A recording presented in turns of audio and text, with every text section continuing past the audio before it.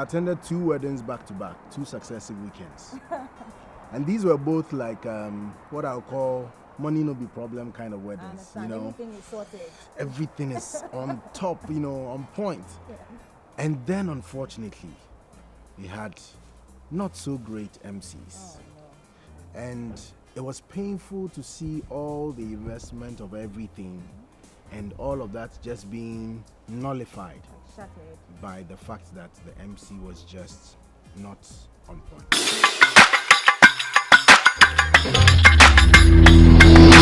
Hello viewers, you are watching another episode of Young.Entrepreneurs.Speak, the show that focuses on successful Ghanaian entrepreneurs and the stories behind their business ventures. Now, last week's guest was Kabutey MyMc, and it was a fun and exciting interview. We brought you a tip of the iceberg. So this week, we're going to continue our interview with Kabutey. My name is Nefa. Come along with us as we delve into Kabutey's world of MCing right here on Young.Entrepreneurs.Speak. Stay tuned.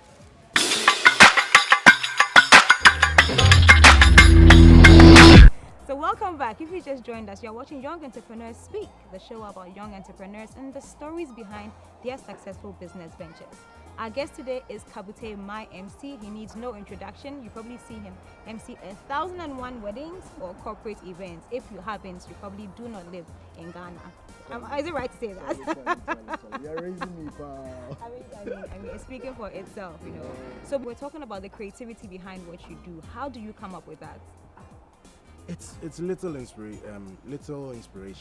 I mean, the thing is that I think the difference for me is that I really take what I do very seriously.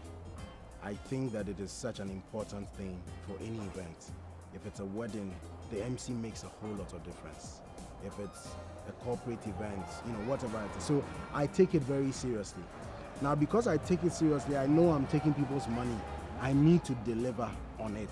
There are people in the audience who have never seen me before. There are some who have seen me multiple times.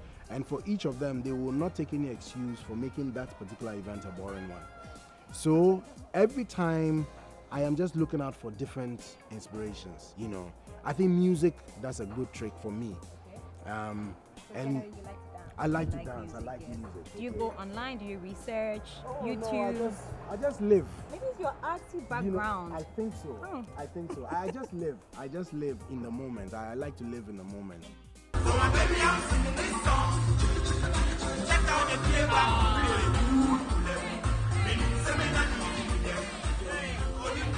Just recently, I came across this medley that some guy has done. I think it's on YouTube. And I listened to it and I thought, wow, this is amazing. What can I do with it? He took regular, popular Ghanaian songs and then he put them together in more, you know, kind of things like that. So let me see if I can just mix a few. Let's practice. So we start, can we run away? Can we run away? Can we run away? To a special place, ain't it so be I don't need it, you know? Then another song. Before you realize 5-6 songs that people like comes together you and them all singing along. And you know what? You do the first one, the second one. Now everybody's waiting. What will be the third one? Then you drop it, and then you drop it, you know, and then. You know, so it's little things like that. At the earlier stages when I started, I used to do a lot of dancing. You know, maybe to introduce myself, I would take time and do some small choreography. When Azonto came fresh, you know, you do some small Azonto, just 2 minutes something, and it just makes everybody excited.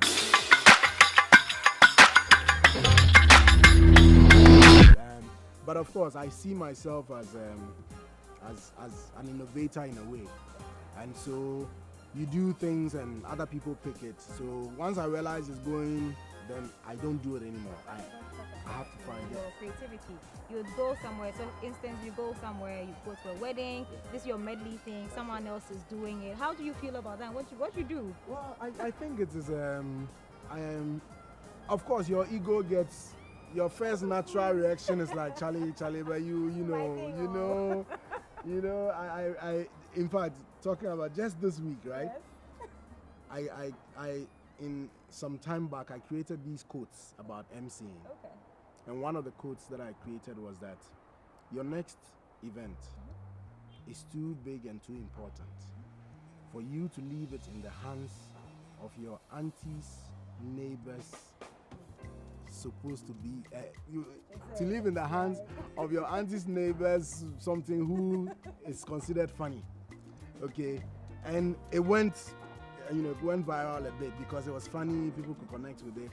Then last week I was just looking through Instagram, and then I came across another young guy who is into emceeing, and he's taking my coat and he's put his name there like that. Oh, but you see, actually, you know what? It's like you're an inspiration for others. I know, but like I'm saying, I'm still a human being, So when I saw it, I was like, oh, Charlie, brother. Reference me. So you know what I told him? I told him, Charlie, even the president-elect is getting fresh out. So why don't you reference me small? And we just laughed about it. But in a general sense, honestly, I take it as the biggest endorsement for me.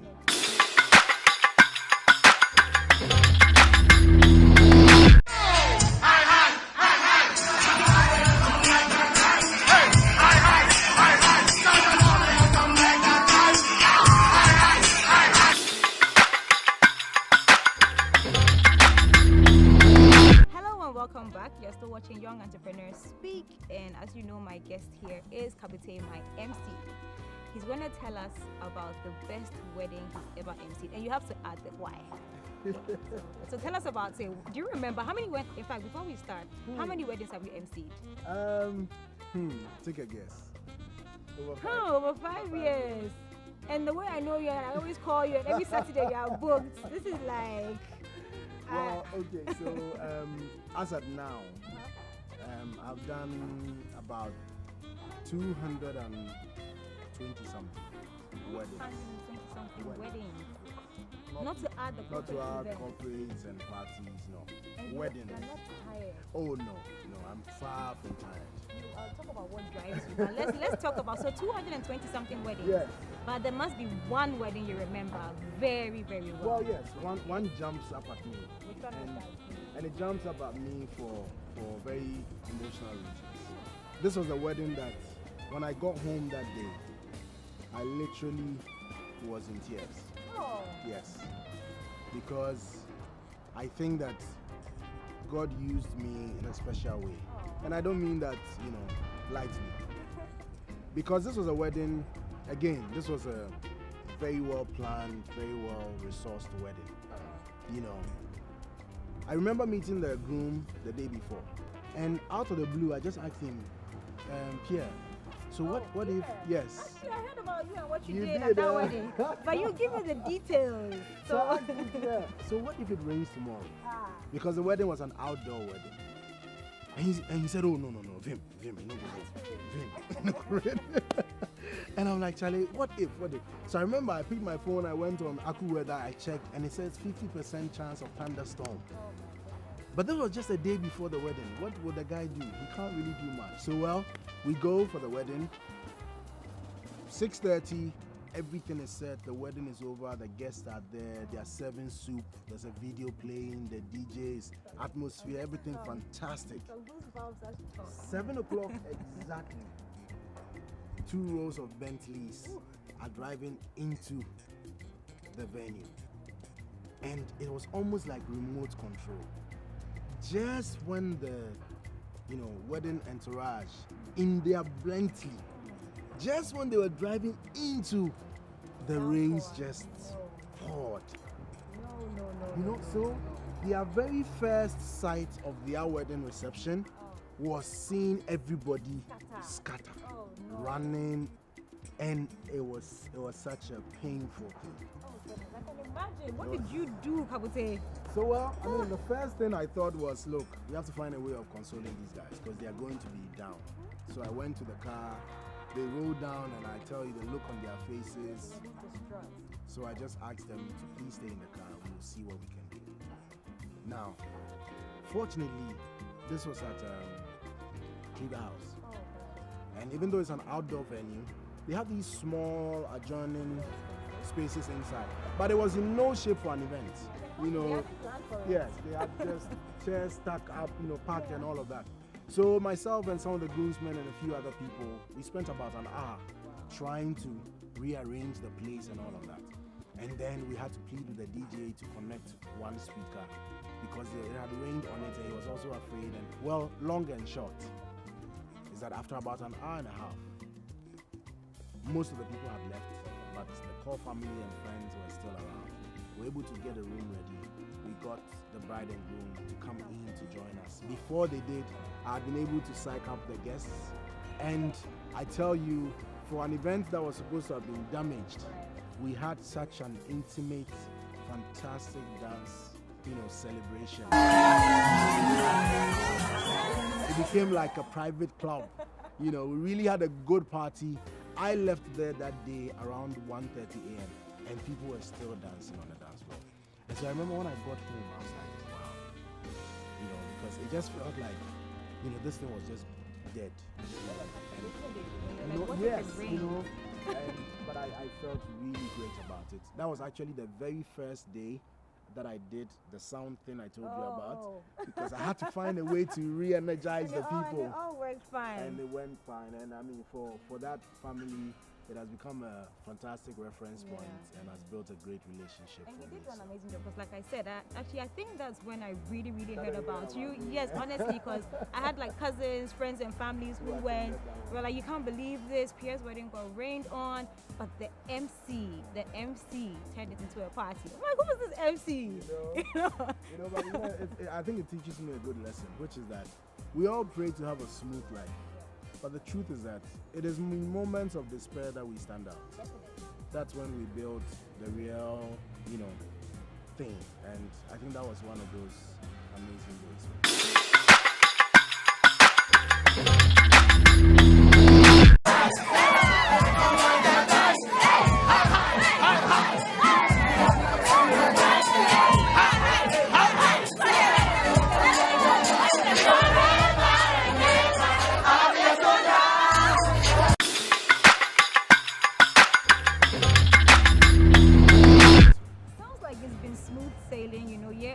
For 6 years. Have you had any challenges at all? Oh yes, I've had challenges. It's just that I keep my mind on what's important.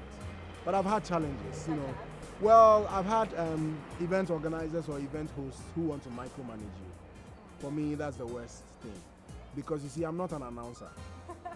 I'm an MC. I'm a professional.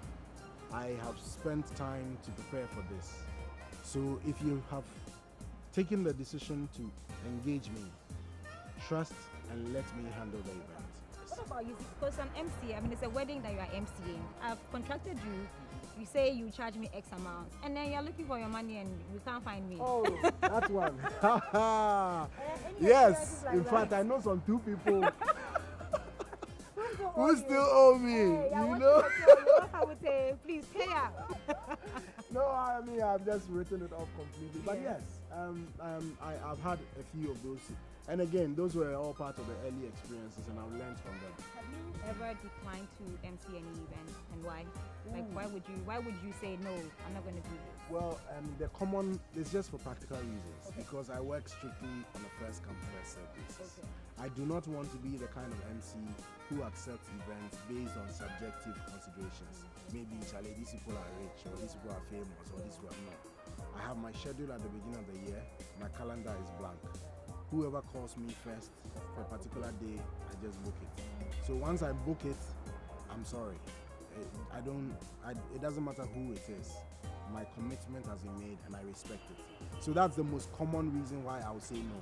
It's probably because I already have a booking, or maybe I have another, maybe not an event, but I have another commitment, somewhere else that I'm just not available. But otherwise, I am open. I don't think I've had any technical reasons for not doing any particular event.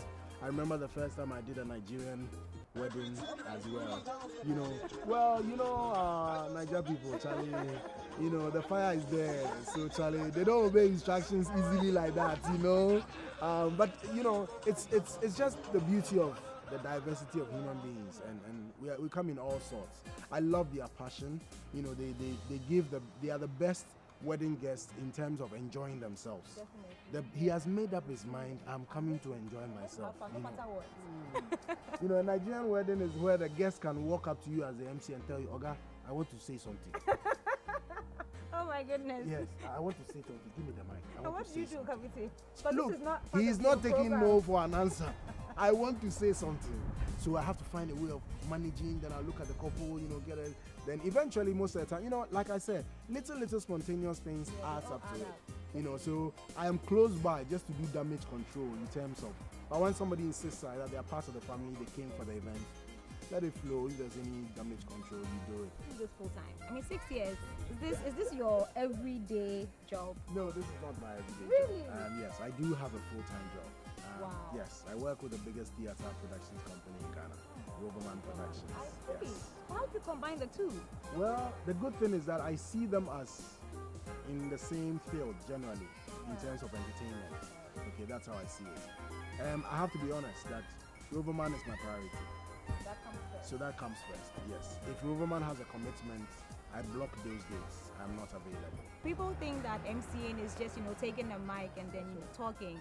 How do you ensure that you do it differently? Because there are loads of MCs in Ghana, I must admit, and you'd probably attest to that. So how do you ensure that the Kabutey brand stands out from the others that are in the market? Well, the Kabutey brand will always be authentic.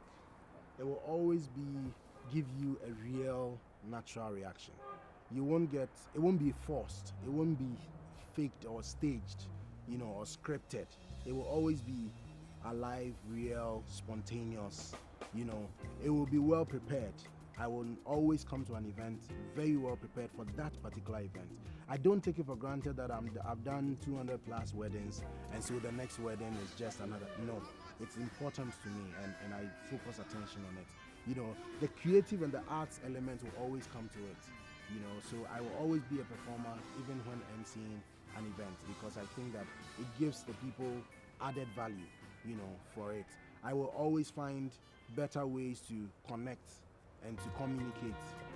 I would create new things every time to make it fresh. I think that these things are more important than anything else.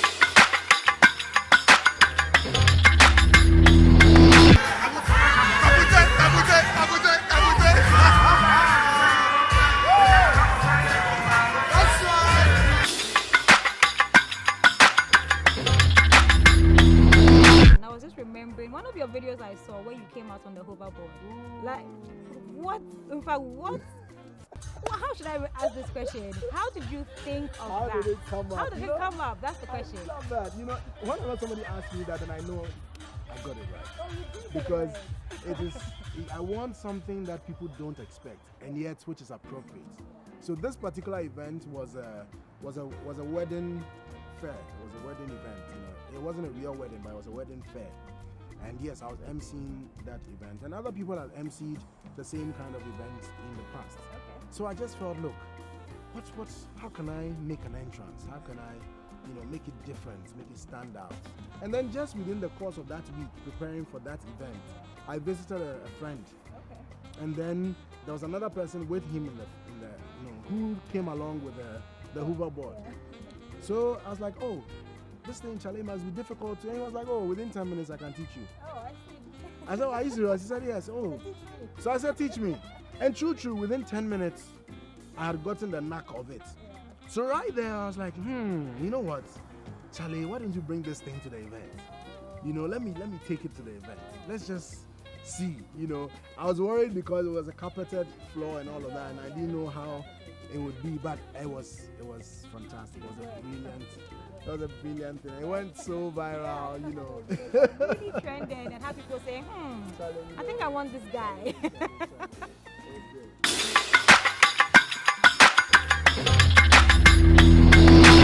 So welcome back. This is Young.Entrepreneurs.Speak, the show about young entrepreneurs and the stories behind their successful business ventures that they are in. We've been talking to Kabutey MyMc, having a very interesting conversation, in-depth conversation, but I'm actually, taking notes and getting inspired. I'm hoping that you are getting inspired by listening to him.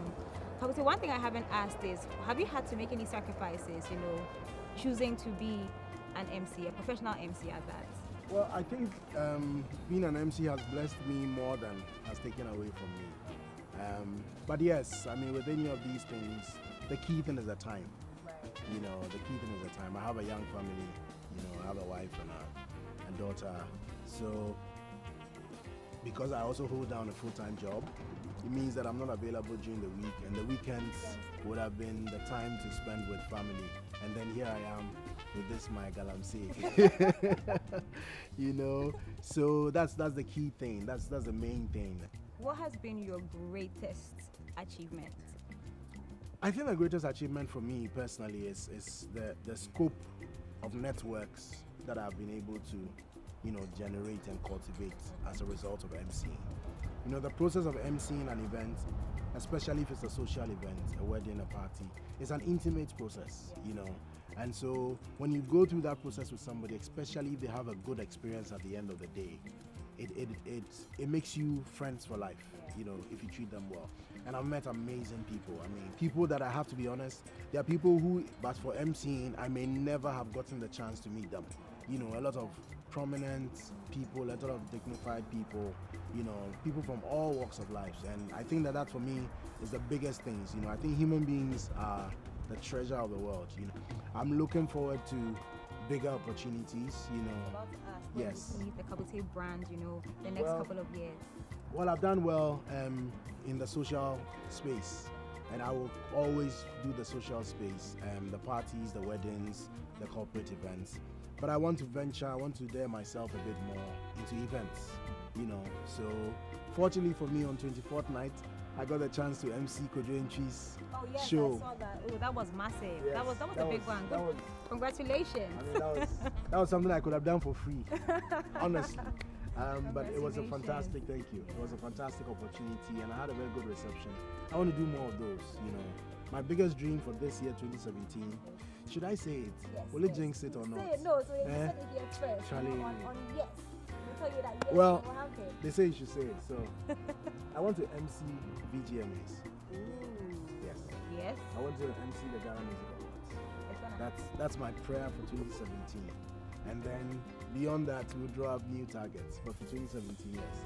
Right there, it will be great. It will be great. It will be great. So fingers crossed. Yes, fingers so if you know somebody, Charlie, you know, work it out for me. Give me a call. So okay, the reason why we're talking to you is you're inspiring me. You know, and I'm sure you're inspiring hopeful entrepreneurs who are watching right now. What is that key message that you'd like to get across to them, assuming they want to start their own businesses, for instance? Well, I think that the little inspirations that come to us, we should take them seriously. You know, I've realized that there's no big thing today that didn't start at just some small idea in somebody's mind. You know, but I think that a lot of us give ourselves all kinds of reasons why we should not. You know, here you are hosting, yes, you know, and it could have just not existed. I think that we all have great ideas that come to us, and we should just dare ourselves a bit more and do this.